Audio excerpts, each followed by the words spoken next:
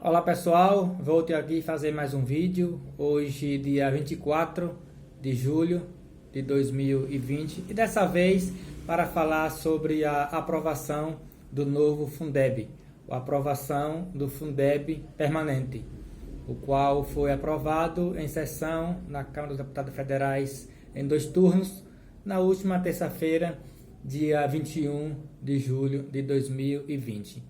E desde o momento que o Fundeb foi aprovado ainda em primeiro turno, mesmo antes da votação do segundo turno e dos destaques, já circulavam as mensagens, os cards nas redes sociais sobre vitória da educação, Fundeb permanente, Fundeb foi aprovado.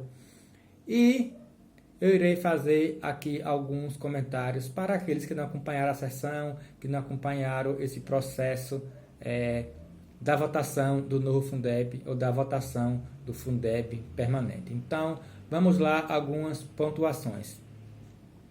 Primeiro, o Fundeb tem 10 anos que foi instituído em substituição ao Fundef, com vigência de 10 anos, ou seja, o Fundeb vence em 31 de dezembro de 2020. Então, daí partiu-se a necessidade da aprovação de um novo fundo ou da aprovação permanente ou pelo menos prorrogar o fundo já existente de financiamento da educação básica. Então, todos sabem, né, que o Fundeb é o Fundo de Financiamento da Educação Básica. Praticamente isso. Não estou sendo aqui fiel às siglas, à nomenclatura, porque isso não importa muito, mas o que importa você saber é isso, que o Fundeb é o fundo que financia a educação básica desde a pré-escola, a creche, até o ensino médio.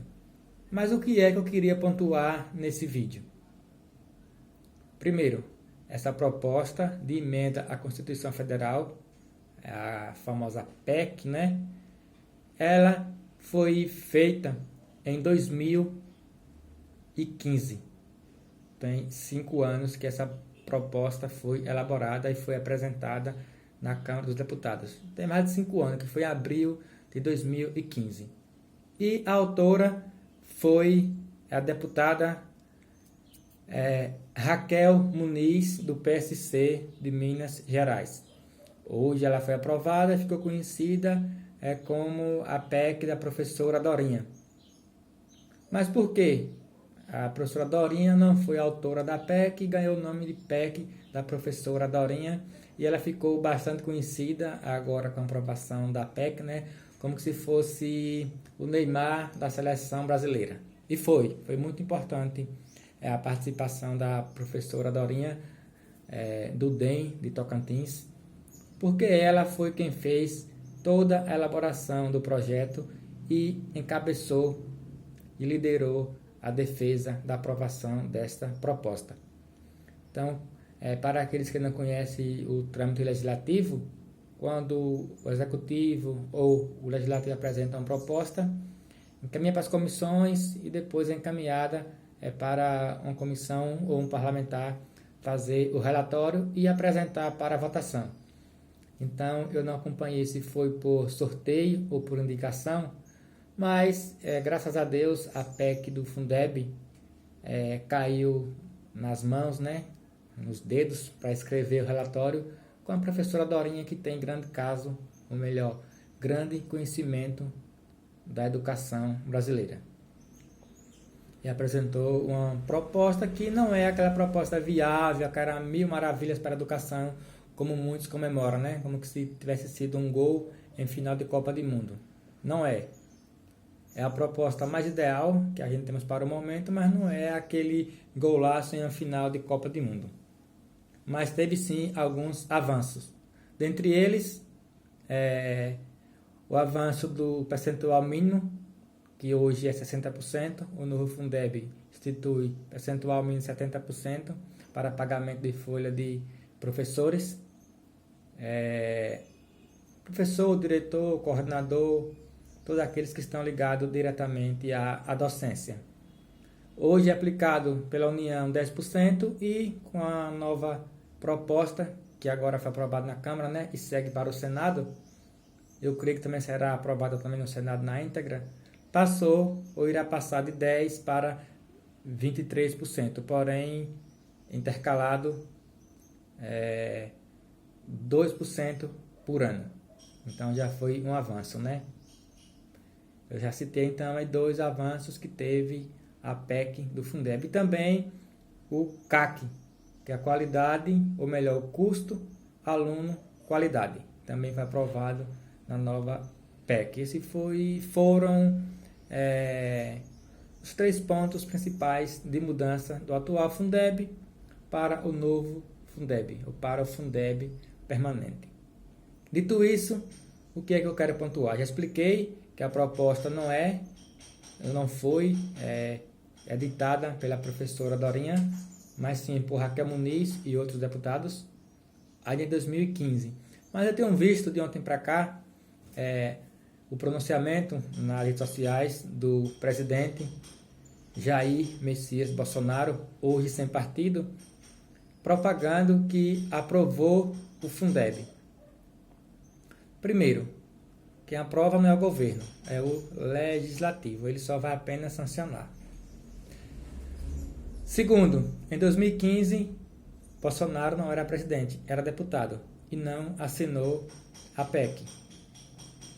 Lá pode dar um Google e pesquisar, que é Raquel Muniz e outro, mas entre esses outros já pesquisei, não foi Bolsonaro. Atualmente, o que foi que o governo fez em relação à PEC? O governo Bolsonaro, junto com o Ministério da Educação, tentaram inviabilizar a aprovação do relatório na íntegra, que era que eles queriam colocar 70% de percentual máximo, ou seja, mudar de mínimo para máximo, seria o oposto. Os municípios não poderiam gastar mais de 70% com folha de pagamento. O primeiro ponto de impacto nesse daí seria quase nenhum município iria conseguir pagar o piso nacional dos professores.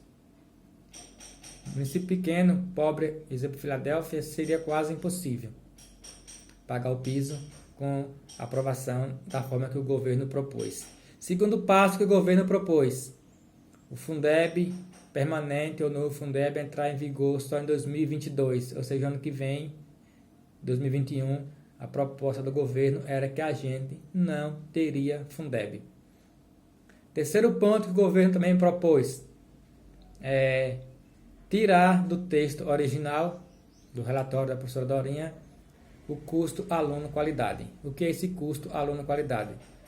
O Estado, através do município, os entes federativos do Estado e da União, serão obrigados a oferecer a educação com uma certa qualidade. Vai ser medido essa proficiência e vai ter que ser oferecido uma certa qualidade. Se tirasse do texto, seria o seguinte: eu vou oferecer educação, mas não vou me preocupar com a qualidade. O interessante é que o aluno vá para a escola. Qualidade não vai interessar. Essa era a proposta do governo. Então, deu para você perceber que o governo não aprovou o Fundeb, o governo de Bolsonaro. O governo não viabilizou a aprovação do Fundeb, pelo contrário, o governo era contra esta proposta. Aí você pergunta, mas por que teve uma votação tão expressiva? Inclusive, o deputado ligado ao governo votou a favor. No primeiro turno, só teve 7 votos contra a PEC do Fundeb. Infelizmente, todos os 7 que votaram contra é da base do presidente Jair Messias Bolsonaro. No segundo turno, quando foi votado o destaque para tirar o custo aluno-qualidade, já apareceu 83 votos. Não deu para registrar 1 a 1 dos 83, mas a maioria também foram deputados ligados ao presidente Jair Messias Bolsonaro. Então, essas informações é preciso que chegue até os nossos professores, nossos alunos, pais de alunos e responsáveis, para que tenham conhecimento da real situação. E, por fim, é só dizer que esse novo Fundeb não foi bom apenas para professores. Foi bom para todos, inclusive para os alunos. Pois, com certeza, se não tivesse aprovado o novo Fundeb nessa proposição, os professores seriam prejudicados, lógico. Iriam ter dificuldade de receber o seu piso salarial. Mas também os alunos iriam ser mais prejudicados ainda, que iriam perder mais ainda a qualidade da educação brasileira, que já não é aceitável, já não é boa e iria com certeza ser pior ainda. Então, fique com Deus e até o próximo vídeo. Aguarde o próximo assunto.